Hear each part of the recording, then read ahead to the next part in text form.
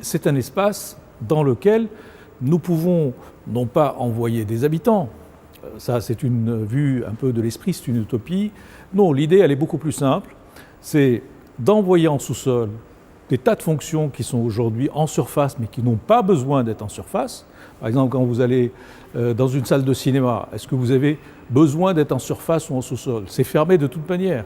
Quand vous êtes dans un centre commercial, c'est fermé de toute manière.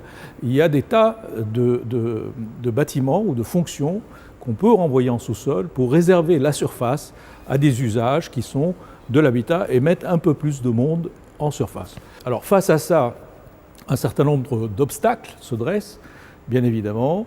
Aujourd'hui, la sécurité incendie interdit d'accueillir du public à plus de 6 mètres de profondeur. C'est pour ça que quand vous allez dans un centre commercial, vous avez généralement un niveau en sous-sol.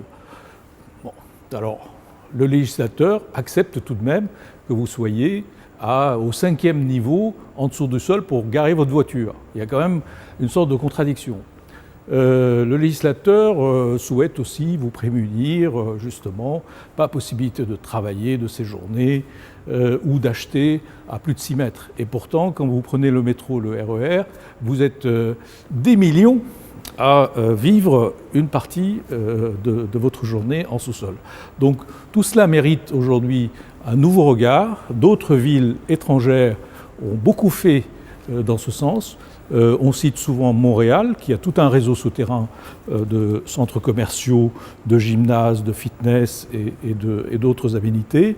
Mais il faut citer aussi l'exemple tout à fait remarquable de Helsinki, qui planifie l'usage de son sous-sol, à la fois pour extraire des matériaux, mais aussi pour créer des espaces.